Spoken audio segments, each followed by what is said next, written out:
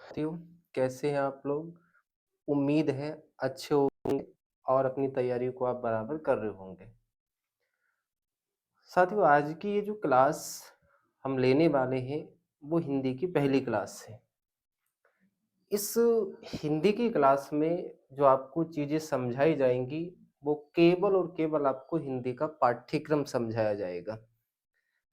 हिंदी के पाठ्यक्रम से मतलब ये है कि ओवरऑल हिंदी का जो सिलेबस है, किसी भी एग्ज़ाम की आप यदि तैयारी कर रहे हैं, तो उसमें जो हिंदी का सिलेबस होता है, वही आपको आज की क्लास में समझाया जाएगा। तो उम्मीद है आप लोग अपने आप को बनाए रखेंगे और चीज़ों को ध्यान से समझेंगे। तो आप कोशिश कीजिएगा कि एक पेन और पेपर लेकर के आप बैठें और अपने नोट्स को बराबर क्लास के अनुसार तैयार करते रहें। तो चलिएगा देखते हैं आज की क्लास में। जैसे सबसे पहले जब हम हिंदी को पढ़ते हैं, तो हिंदी में हमारी 3 चीज़ होती हैं। जब हम हिंदी का पाठ्यक्रम और हिंदी ही नहीं, जब हम किसी भी भाषा का पाठ्यक्रम उठाते हैं, तो भाषा के अंतर्गत, क्योंकि हिंदी एक भाषा है, तो भाषा के अंतर्गत 3 चीज़ आपको नज़र आएँगी। सबसे पहला होता है किसी भी भाषा का व्याकरण। व्याकरण से तात्पर्य होता है उस चीज़ को, यानी उस भाषा को लिखने का तरीका। तो पहली जो चीज़ होती है किसी भी भाषा की, वो होती है उसका व्याकरण। व्याकरण में हम बहुत सारी चीज़ों को समझेंगे, बहुत सारी चीज़ों को हम पढ़ेंगे। क्या होता है व्याकरण? व्याकरण की अलग-अलग परिभाषा दी गई है, अलग-अलग विद्वानों के द्वारा, वो सारी चीज़ें हम समझेंगे। दूसरा जो होता है हिंदी में, वो होता है शब्दकोश। शब्दकोश से तात्पर्य होता है वोकैब्युलरी।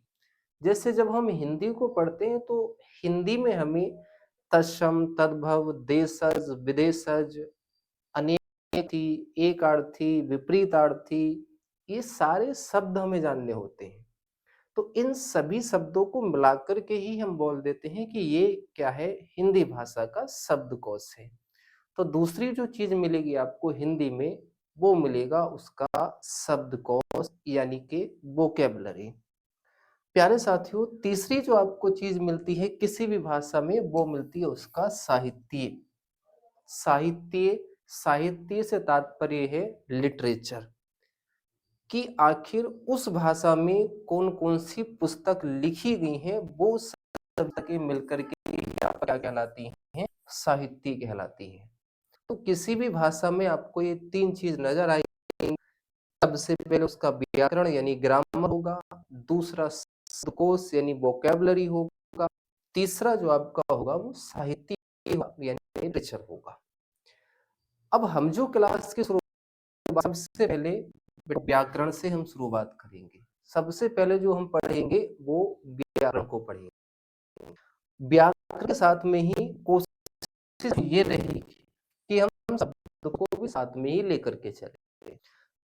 दोनों चीज़ें आपकी कवर हो जाएँगी, व्याकरण और सोच। तो हमारी कोशिश रहेगी हम आपको साहित्य की क्लास लें। तो ये ओवरऑल आप देख पा रहे हैं, ये हिंदी की चीज़ें हमें जाननी होती हैं। अब आइएगा, सबसे पहले पढ़नी होंगी।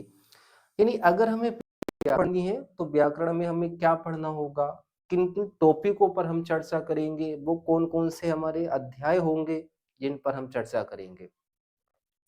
और यदि हम शब्दकोश को पढ़ेंगे, तो शब्दकोश में वो हमारे कौन-कौन से अध्याय होने वाले हैं, कौन-कौन से टॉपिक होने वाले हैं, या कितने टॉपिक हम पढ़ेंगे, और ये सब साहित्य में जानेंगे कि साहित्य में हम किन-किन टॉपिकों पर आपसे चर्चा करेंगे। तो चलिएगा देखते हैं सबसे पहले व्याकरण। जैसे व्याकरण यानी हिंदी व्याकरण।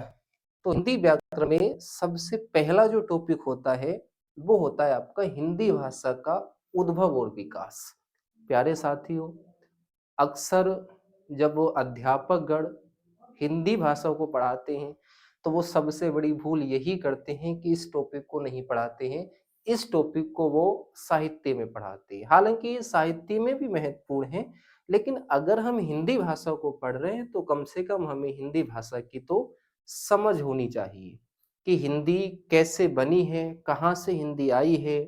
वो सारी चीज़ें हमें समझ में आएँगी केवल और केवल हिंदी भाषा का उद्भव और विकास। इस टॉपिक में हम बहुत सारी चीज़ों को समझेंगे, बहुत सारे एग्ज़ाम में आपका यहाँ से क्वेश्चन बनते हैं, बहुत सारे एग्ज़ाम में क्वेश्चन बने हैं यहाँ से, तो वो सारी चीज़ें हम इसमें समझेंगे। जैसे अपभ्रंश को हम इसमें पढ़ेंगे, सोर्स यानी अपभ्रंश, जितनी भी भाषाएँ हैं आपकी, पूर्वी हिंदी में कौन-कौन सी हैं, पश्चिमी हिंदी में कौन-कौन सी हैं, या सोर्स यानी अपभ्रंश से कौन-कौन सी भाषाएँ निकली हैं, वो सारी चीज़ें हमें इसमें पढ़नी होती हैं। दूसरा जो हमारा टॉपिक होता है बेटा वो होता है वर्णमाला। वर्णमाला को हम पढ़ेंगे। वर्णमाला से तात्पर्य ये है कंठी स्वर कौन से हैं, मूर्धन्य स्वर कौन से हैं, तालव्य वर्ण कौन से हैं, वर्णमाला क्या है, वर्णमाला किसको कहते हैं, वो सारी चीजें हमें इसमें जाननी होती हैं। तीसरा, अक्सर जो उसको अध्यापक गण छोड़ देते हैं वो होता है लिपि। लिपि से तात्पर्य जैसे हम हिंदी को ही देखें तो हमारी जो हिंदी भाषा है देवनागरी लिपि में लिखी जाती है। तो ऐसे ही जो अन्य भाषाएं हैं, जो और भाषाएं हैं, जैसे अंग्रेजी हो गई, जैसे आपकी पंजाबी हो गई, या अन्य सिंधी हो गई, तमिल हो गई, ये अन्य भाषा भी कहीं ना कहीं किसी लिपि में जरूर लिखी जाती होंगी। तो सारी चीजें भी हम लिपि वाले टॉपिक में जानेंगे। जब लिपि कंप्लीट हो जाएगा तो फिर हम पढ़ेंगे ब्राह्म चिन्ह के बारे में। ब्राह्म चिन्ह से तात्पर्य है कि अगर वाक्य खत्म हो रहा है तो हम वहां कौन सा ब्राह्म लगाएंगे, और यदि वाक्य खत्म नहीं हो रहा है, हमें दूसरे वाक्य जोड़ना है, तो हम वहां कौन सा ब्राह्म चिन्ह लगाएंगे। वो सारी चीजें हम जानेंगे ब्राह्म चिन्ह में। तीसरा हम जानेंगे, यानी चौथा जो हमारा टॉपिक होगा या पांचवा जो टॉपिक होगा वो होगा वर्तनी। वर्तनी से तात्पर्य ये है कि बताइएगा अगर हम उज्ज्वल लिख रहे हैं तो उज्ज्वल की क्या शुद्ध वर्तनी होगी। वो सारी चीजें हम इसमें जानेंगे। उसके बाद में अगला जो टॉपिक होगा वो होगा शब्द और उसके भेद। शब्द से तात्पर्य क्या है? शब्द से तात्पर्य है जैसे ये एक शब्द लिखा हुआ है, तो ऐसे ही जितने भी शब्द हैं हिंदी भाषा में उनके क्या क्या भेद हैं, वो सारी चीजें हम इसमें जानेंगे, शब्द और उसके भेद। क्वेश्चन यहाँ से बहुत अच्छे अच्छे बनते हैं कि बताइए उत्पत्ति के आधार पर कितने शब्द हैं, या व्युत्पत्ति के आधार पर कितने शब्द हैं, व्याकरण के आधार पर शब्द के भेद कितने हैं। वो सारी की सारी चीजें हम जानेंगे शब्द और उसके भेद में। गहराई से पढ़ेंगे चीजों को, ताकि आप किसी भी एग्जाम में बैठें तो उसमें आप बेहतर से बेहतर आप इसको कर पाए। इसके बाद में अगला और हमें क्या पढ़ना होगा, तो इसके बाद में हम इन टॉपिक पर चर्चा करेंगे। जैसे हम जानेंगे संज्ञा, नाउन जिसको हम बोलते हैं, तो संज्ञा के बारे में हम पढ़ेंगे। संज्ञा कितने प्रकार की होती है, वो सारी चीजें हम इसमें जानेंगे। संज्ञा कंप्लीट होने के बाद में सर्वनाम यानी प्रोनाउन के बारे में हम पढ़ेंगे। प्रोनाउन के कितने प्रकार हैं, यानी सर्वनाम के कितने प्रकार हैं, सर्वनाम के कुल भेद कितने हैं, वो सारी चीजें हम इसमें जानेंगे। सर्वनाम जैसे ही पूरा हो जाएगा तो हम क्रिया के बारे में पढ़ेंगे। क्रिया के कितने प्रकार हैं, कर्म के आधार पर क्रिया कितनी है, वो सारी चीजें हम इसमें जानेंगे। फिर इसके बाद में विशेषण हमें पढ़ना होगा, विशेषण के प्रकार कितने हैं। विशेषण कंप्लीट होने के बाद में हम अव्यय को पढ़ेंगे। अव्यय कितने प्रकार के होते हैं, अव्यय कह लीजिएगा आप इसको, या इसी को आप बोल देते हैं अविकारी। वो चीजें हम इसमें जानेंगे। जैसे ही ये कंप्लीट हो जाएगा तो फिर हम पढ़ेंगे निपात के बारे में। निपात कितने प्रकार के होते हैं, निपात से क्या क्या क्वेश्चन बने हैं एग्जाम में, वो सारी की सारी चीजें हम समझेंगे। जब निपात कंप्लीट हो जाएगा तो उसके बाद में हमें लिंग पढ़ना होगा। लिंग के बाद में हमें वचन के बारे में पढ़ना होगा कि वचन के कितने भेद हैं, कितने वचन होते हैं। वचन कंप्लीट होने के बाद में हम कारक के बारे में पढ़ेंगे। कारक कुल कितने हैं, क्या क्या क्वेश्चन बने हैं प्रीवियस ईयर। वाच्य के बारे में पढ़ेंगे। वाच्य कंप्लीट होने के बाद में हम काल के बारे में पढ़ेंगे कि काल के कितने भेद हैं, काल से कैसे कैसे एग्जाम में क्वेश्चंस बने हैं। काल जब कंप्लीट हो जाएगा तो उपसर्ग, उपसर्ग क्या होता है, तो उपसर्ग जो शब्द के उदाहरणों में लगता है वो आपका उपसर्ग हो जाएगा। जैसे उदाहरण के तौर पर लिखा प्रत्येक, तो इस प्रत्येक में प्रति क्या है आपका उपसर्ग है। तो ये जैसे ही ये कंप्लीट हो जाएगा तो फिर प्रत्येक के बारे में पढ़ेंगे। प्रत्येक उसको बोलते हैं जो के अंत में लगता है, तो प्रत्येक के बारे में हमें पढ़ना होगा। प्रत्येक कंप्लीट होने के बाद में अगला टॉपिक हमारा संधि होगा। संधि के बारे में पढ़ेंगे, संधि के कितने भेद हैं, स्वर संधि के कितने भेद हैं, व्यंजन संधि है, विसर्ग संधि है, वो चीजें पढ़ेंगे। फिर समास हम पढ़ेंगे। समास ये क्या होता है कि समास के कितने भेद हैं, बताइएगा कि समास में जो प्रधानता के आधार पर भेद होते हैं वो कितने माने गए हैं, वो सारी चीजें हम जानेंगे। अगला टॉपिक हमारा हो गया वाक्य। वाक्य भेद का मतलब जिसको बोलते हैं इंग्लिश में सेंटेंस।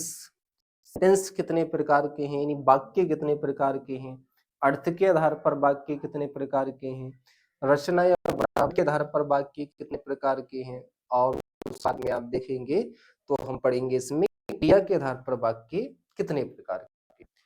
ये हो जाएगा। अगला टॉपिक हमारा होगा शक्ति। शब्द शक्ति के बारे में हम पढ़ेंगे।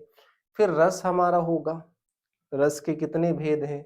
छंद होगा हमारा, छंद के बाद में हम अलंकार पे चर्चा करेंगे। अलंकार कंप्लीट होने के बाद में अंतिम जो टॉपिक होगा व्याकरण में वो होगा आपका पत्र लेखन। तो इतने टॉपिक तो हमें पढ़ने होंगे व्याकरण में। व्याकरण के बाद में दूसरा जो हमारा होगा वो हमारा होगा शब्दकोश, यानी कि वोकैबुलरी। अब वोकैबुलरी के बारे में हमें क्या पढ़ना होगा, तो वोकैबुलरी के बारे में हम सबसे पहले शब्दार्थ को पढ़ेंगे। शब्दार्थ का मतलब शब्द और उसका अर्थ। अगर हमने कोई शब्द लिखा, उदाहरण के तौर पर हमने लिखा यथासंभव, तो उसका अर्थ क्या है, उसको बोलते हैं शब्दार्थ। तो शब्दार्थ के बारे में पढ़ेंगे। फिर समानार्थी के बारे में पढ़ेंगे। समानार्थी का मतलब है कि जो समान अर्थ देंगे। उसके बाद में अनेकार्थी के बारे में पढ़ेंगे, यानी शब्द एक होगा उसके अर्थ बहुत सारे होंगे। उदाहरण के तौर पर जैसे मान के चलिएगा हमने लिखा कनक, तो कनक शब्द एक है लेकिन अर्थ बहुत सारे हैं। उदाहरण के तौर पे हमने लिखा सारंग, तो सारंग शब्द तो एक है बेटा, इसके अर्थ क्या है, बहुत सारे हैं। तो ये चीजें हम पढ़ेंगे।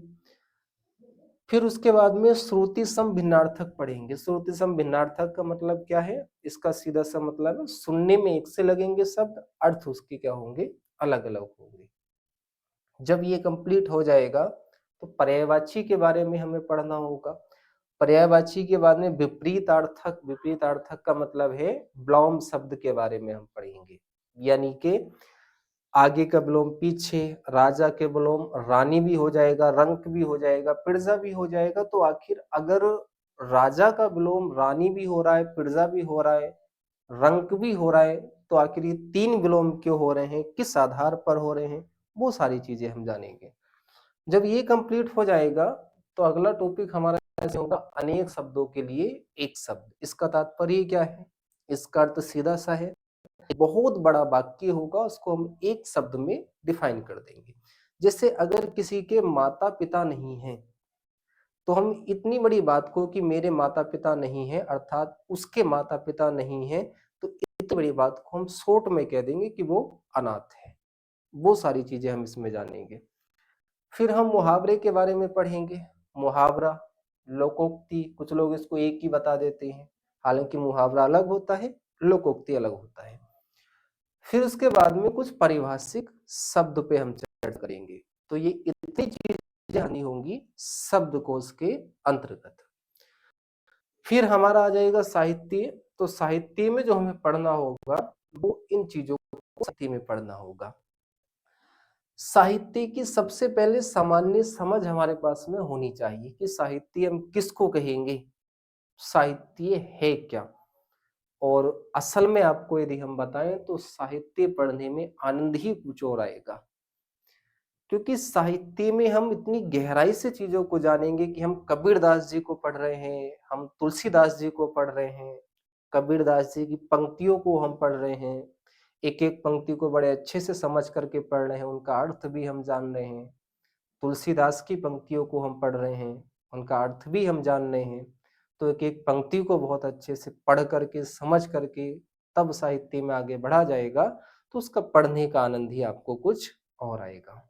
तो ये साहित्य में हम चीज़ें पढ़ेंगे। उसके बाद में सबसे पहले साहित्य में पढ़ा जाएगा आदिकाल। आदिकाल में कौन-कौन से कवि हुए हैं, लेखक हुए हैं या रचनाकार हुए हैं, उनकी कौन-कौन सी रचनाएँ हैं, वो सारी चीज़ें हम जानेंगे। उसके बाद में मध्यकाल, और देखिएगा मध्यकाल को 2 भागों में बाँट देते हैं, पूर्व मध्यकाल होता है और एक आपका उत्तर मध्यकाल होता है।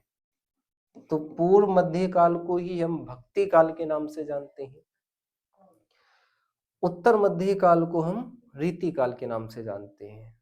तो ये चीज़ें हम पढ़ेंगे और जब ये कंप्लीट हो जाएगा तो फिर हम आधुनिक काल के बारे में पढ़ेंगे। देखिएगा, एक बात का आपको विशेष ध्यान रखना है कि क्लास में अपने आप को ऑफलाइन की तरह ही फ़ील करना है। चीज़ें आपको जो हम देंगे वो वास्तव में आपको शायद ही कहीं मिलेंगी, इस बात को लेकर के आप हम पे विश्वास कर सकते हैं।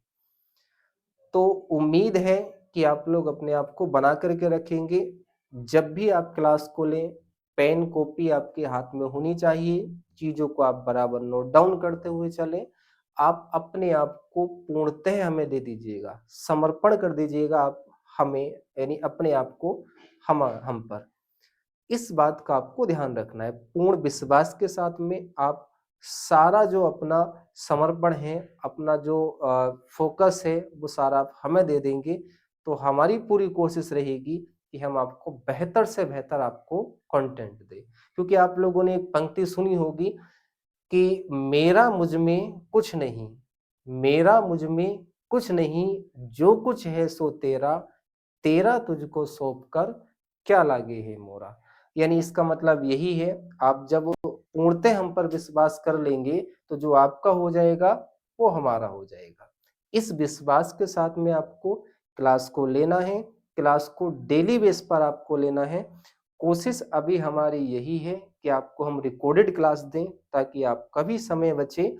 आप उसकी स्पीड को 2x 1.5x करके देख सकते हैं, या आपको लग रहा है कि हाँ सर धीमे पढ़ा रहे हैं, तो 3x करके भी आप उसको देख सकते हैं।